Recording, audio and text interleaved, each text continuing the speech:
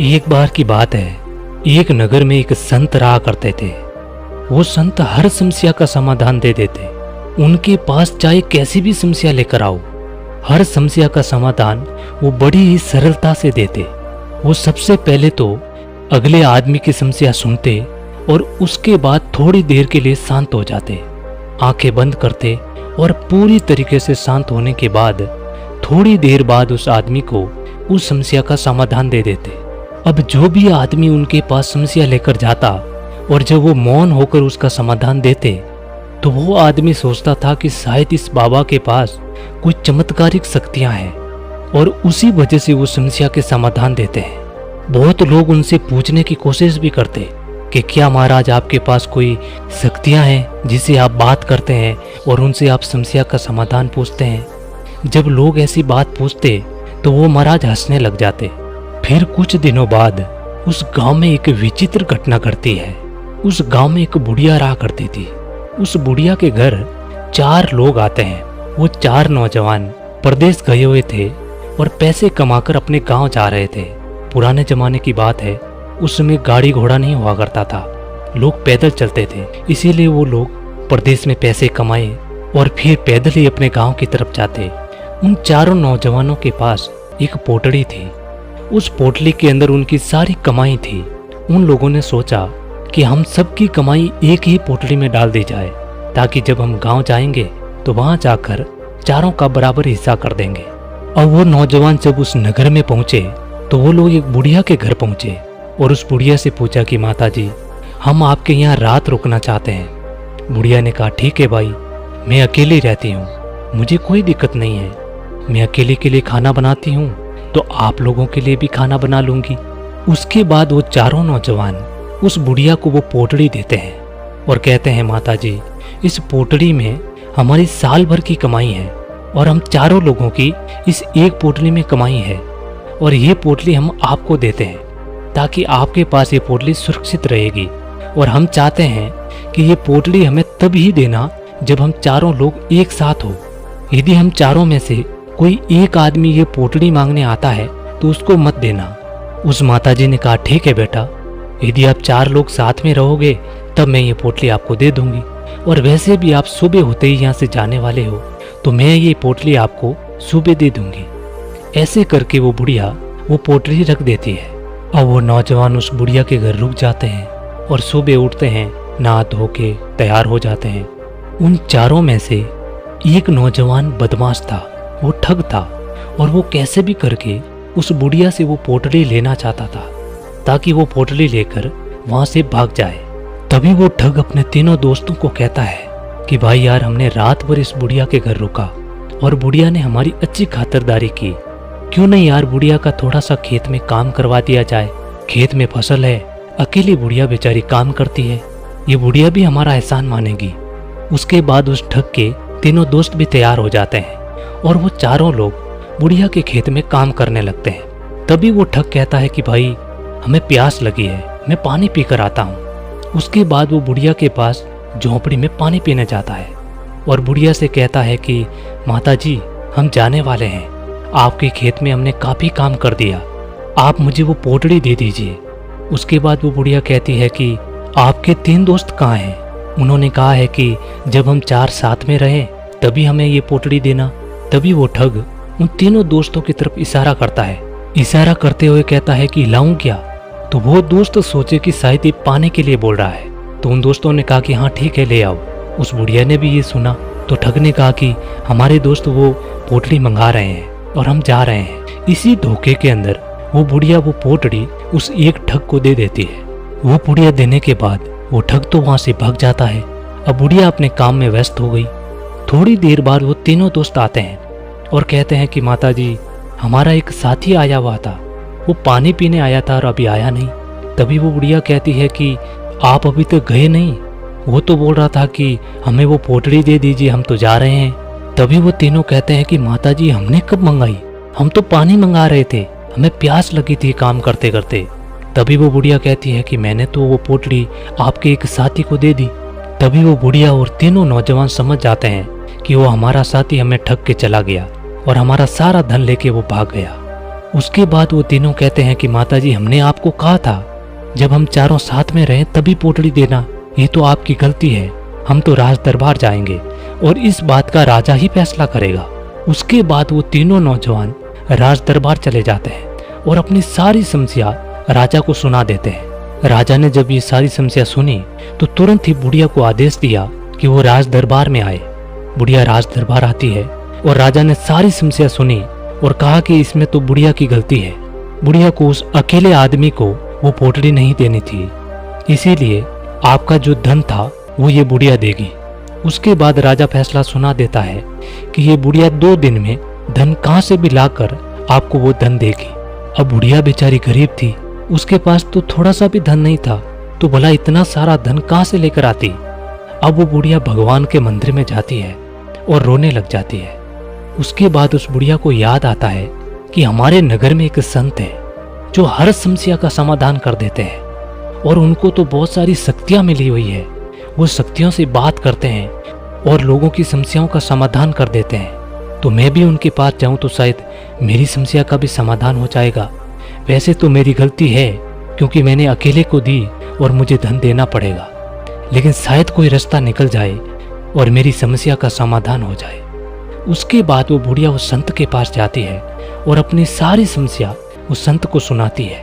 उसके बाद वो संत थोड़ी देर के लिए मौन हो जाते हैं और अपने मन में कुछ सोचने लगते हैं। थोड़ी देर बाद जब वो अपनी पलकें खोलकर उस बुढ़िया से कहते हैं कि राजा ने जो फैसला दिया वो फैसला बिल्कुल ही गलत है, इसमें आपको धन देने की आवश्यकता नहीं है। अब ये बात जब उस बुढ़िया ने सुनी तो उस बुढ़िया को विश्वास नहीं हुआ कि राजा का फैसला गलत कैसे हो सकता है। जो आसपास में लोग बैठे थे वो भी अचंभे में पड़ गए कि महाराज ने राजा के फैसले को गलत कैसे कर दिया। बिल्कुल सीधा सा दिख रहा है। जब इन नौजवानों ने कहा कि हमारी पोटली हम जब साथ में रहे चारों तभी देनी, लेकिन इस बुढ़िया ने अकेले आदमी को दे दी, इसमें बुढ़िया की गलती है और बुढ़िया को वो धन उन लोगों को देना चाहिए। इस फैसले में गलत फैसला क्या है। उसके बाद वो महाराज कहते हैं कि आप राज दरबार में जाकर कह दो कि आपने जो फैसला किया है वो फैसला गलत है और जो महाराज है वो आएंगे और सही फैसला सुनाएंगे। उसके बाद वो बुढ़िया सीधी भागती हुई राज दरबार जाती है और राजा को सारी बात बताती है। अब राजा भी गुस्से में आ गया। राजा ने कहा, मेरे फैसले को यदि गलत किया और मेरे फैसले से अच्छा फैसला यदि उस महाराज ने नहीं सुनाया तो उस महाराज को फांसी की सजा दे दी जाएगी। अब सारे नगर में ये बात फैल गई। किसी को भी विश्वास नहीं हो रहा था कि बाबा जी ऐसा कौन सा फैसला सुनाने वाले हैं जिससे कि राजा के फैसले को गलत साबित किया जा सके। अब राज दरबार फिर से लगा गया। महाराज को बुलाया गया। जब महाराज आए तो आकर चुपचाप अपनी जगह पर बैठ गए। वो तीनों नौजवान भी वहीं पर थे, बुढ़िया भी वहीं पर थी और बहुत सारी प्रजा और राजा सब वहीं पर बैठे थे। उसके बाद वो राजा कहते हैं कि महाराज अब आप बताइए कि मैंने जो फैसला सुनाया उस फैसले में क्या गलती थी। तभी वो महाराज कहते हैं, बुढ़िया ने वादा किया था कि वो पोटली 4 लोग जब साथ में होंगे तभी वो देगी, लेकिन इसने एक आदमी को दे दी, इसलिए बुढ़िया की गलती है और इस जगह बुढ़िया को वो धन इन लोगों को वापस देना चाहिए। ये आपका फैसला था। राजा ने कहा हाँ, लेकिन उस महाराज ने कहा कि जैसे कि वादा किया हुआ था कि जब 4 लोग साथ में होंगे तभी ये बुढ़िया धन देगी, तो पहली बात तो ये है कि अभी ये तीनों हैं, 4 तो है नहीं, तो बुढ़िया धन कैसे देगी। ये तीनों दोस्त अपने चौथे दोस्त को ले आओ और अपना धन ले जाओ, क्योंकि वादा किया हुआ था कि 4 लोग एक साथ होंगे तभी बुढ़िया धन देगी। अब बुढ़िया यदि आप तीनों को धन दे देगी तो वादा तो टूट जाएगा, इसीलिए आप जाइए और अपने दोस्त को लेकर आइए। तभी वो महाराज ने कहा कि इसमें बिल्कुल सही बात है कि बुढ़िया ने गलती की, लेकिन बुढ़िया को तो धोखे में रखा उस आदमी ने, तो सजा उसको मिलनी चाहिए ना कि बुढ़िया को, इसीलिए आपका फैसला गलत था। ये बात सुनने के बाद वहाँ जो जितनी भी प्रजा बैठी थी वो सब तालियां बजाने लगी और कहा कि महाराज को सच में कोई शक्तियां मिली हुई है, वरना राजा के फैसले को चुनौती देना कोई हंसी मजाक की बात है। उसके बाद वो राजा उस महाराज से पूछते हैं कि महाराज आपने जो फैसला सुनाया वो फैसला 100% सही है, लेकिन ये बात मेरे दिमाग में क्यों नहीं आई, क्योंकि मैंने तो ऐसे बहुत फैसले सुनाए हैं तो क्या मेरे सब फैसले गलत थे? उसके बाद वो महाराज कहते हैं, राजा साहब, सबसे बड़ी गलती है हम फैसला बहुत ही जल्दी में लेते हैं, हम बहुत जल्दीबाजी करते हैं। क्योंकि जब आपने ये पूरा मामला सुना तो बिल्कुल साफ तरीके से दिख रहा था कि बुढ़िया की गलती है और बुढ़िया को इनको धन देना चाहिए। लेकिन आपने उस मामले की पूरी गहराई में नहीं झांका, आपने इस मामले को पूरी गहराई से झांकने की कोशिश ही नहीं की, क्योंकि आपको तो पहले ही इसका जवाब मिल गया, तो आप अंदर तक क्यों जाएंगे? और जब तक हम किसी बात की गहराई तक नहीं जाते हैं तब तक हमें वो बात पूर्ण रूप से समझ नहीं आती है। और किसी भी बात को पूर्ण रूप से जानने के लिए हमें सबसे पहले मौन होना पड़ेगा। बहुत लोग कहते हैं कि मुझे कोई शक्तियां मिली हुई है और जब मैं आंखें बंद करता हूं तो मैं किसी शक्तियों से बात करता हूं कि उस समस्या का क्या समाधान होगा। लेकिन नहीं, मुझे कोई शक्तियां नहीं मिली हुई है। मैं मौन होता हूं, उस बात पर विचार करता हूं, और जब उस बात पर मैं विचार करता हूं बहुत सारे समाधान आते हैं। उन समाधानों पर भी मैं विचार करता हूं और उसमें जो सबसे बेस्ट समाधान होता है वो समाधान मैं अगले आदमी को देता हूं ताकि उसकी समस्या का समाधान मिल सके। और मौन हमारी जिंदगी पर सीधा असर डालता है। आप सोचिए कि आपने इतना जल्दीबाजी में फैसला लेकर इस बुढ़िया की जिंदगी बर्बाद करने वाले थे, क्योंकि हमारे फैसले ही हमारी जिंदगी को निर्धारित करते हैं। जब हम सुबह उठते हैं तो हम कोई भी काम करने से पहले उसका फैसला लेते हैं। वो फैसला यदि सही है तो हम वो काम करते हैं। और सही तरीके से फैसला लेने के लिए हमें अंदर से मौन होना पड़ेगा। किसी भी बात पर आप मौन होकर उस पर विचार कीजिए, तभी आप सही फैसला ले पाएंगे। क्योंकि हमारी जिंदगी फैसलों से चलती है। हमारे ही फैसले हमारा भविष्य तय करते हैं, हमारी जिंदगी का अगला पड़ाव तय करते हैं। फैसले छोटे हो या बड़े, सब हमारी जिंदगी को निर्धारित करते हैं। इसीलिए सबसे पहले यदि सही तरीके से फैसले लेने हैं तो हमें अंदर से मौन होना पड़ेगा। मौन होकर उस फैसले पर विचार कीजिए। आपके सामने बहुत सारे फैसले आएंगे कि लेना है कि नहीं लेना है, उसका क्या नुकसान है, क्या फायदा है। ऐसे बहुत सारे प्रश्न आएंगे, लेकिन उन सभी पर आप फिर से विचार कीजिए। उसके बाद आपके पास एक समाधान रहेगा कि उस फैसले को लेना है या नहीं लेना है। और ये सब संभव होता है मौन से। बहुत लोग होते हैं वो मौन को कम बोलना समझ लेते हैं। कम बोलना मौन नहीं है। बोलना छोड़ देंगे तो हम मौन हो जाएंगे, नहीं, कम बोलना भी मौन में ही आता है। लेकिन जब हम अंदर से मौन हो जाएंगे तो अपने आप कम बोलेंगे, हम फालतू की बात करेंगे ही नहीं। कम बोलना भी मौन में ही आता है, लेकिन कम बोलकर हम मौन नहीं ला सकते। मौन होकर कम बोलना ला सकते हैं। हम कम बोलना सीख जाएंगे, उसके बाद हम ज्यादा बोलेंगे ही नहीं। तो जब भी आप कोई फैसला करो तो उससे पहले आप मौन हो जाइए। मौन होकर उस फैसले को कीजिए। उस फैसले में 100% शुद्धता होगी और उस पर कोई भी सवाल नहीं उठा पाएगा।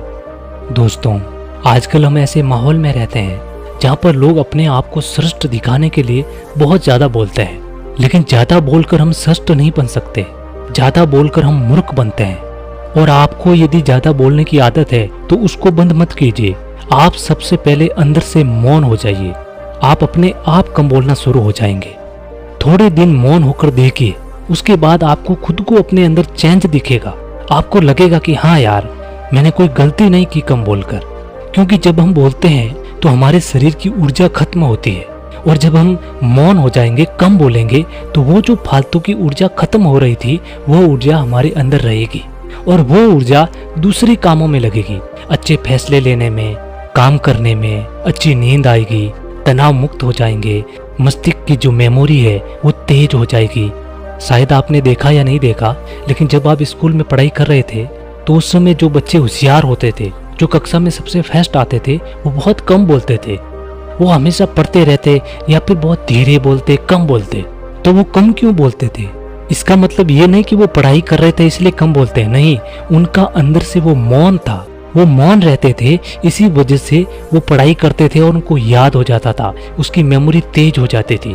और जो बच्चे सबसे बाचाल होते थे, ज्यादा बोलते थे, उनको ज्यादा पढ़ाई नहीं आती थी। ये अक्सर देखा गया है कि जो बच्चा कम बोलता है, बचपन से कम बोलता है, वो बड़ा होकर होशियार होता है, जल्दी हर चीज को याद कर पाता है, सीख पाता है जल्दी, क्योंकि उसकी मेमोरी तेज होती है। बोलकर हम जो ऊर्जा खत्म करते हैं वो ऊर्जा हमारे अंदर दूसरे कामों में लगती है। वैसे मौन होने के बहुत फायदे होते हैं, क्योंकि चाणक्य ने कहा है कि कोई आदमी यदि ये समझ जाए कब, कितना और कहाँ बोलना है तो उस आदमी को सफल होने से कोई नहीं रोक सकता। आप इतिहास उठाकर देख लीजिए, जो आदमी सक्सेसफुल है वो आदमी बहुत कम बोलता है, फालतू की बकवास नहीं करता है। तो हमें भी अपनी जिंदगी में यदि कुछ करना है, अपने जीवन को सफलतापूर्वक जीना है तो कम बोलना शुरू कर दीजिए। और कम बोलने का मतलब यहाँ पर यह है कि आप अंदर से मौन हो जाइए, उसके बाद आप अपने आप कम बोलना शुरू कर देंगे। आप थोड़े दिन के लिए आजमा कर देख सकते हैं, इसमें कोई खर्चा तो आने वाला है नहीं। मौन होएंगे तो हमें खुद को पता चल जाएगा कि इससे क्या क्या होता है हमारे शरीर में। तो उम्मीद है दोस्तों ये कहानी आपको पसंद आई होगी और इसमें दी हुई जानकारी भी अच्छी लगी होगी। यदि कहानी पसंद आई तो वीडियो को लाइक और चैनल को सब्सक्राइब कर देना। मिलते हैं अगली कहानी में, तब तक के लिए अपना ख्याल रखें।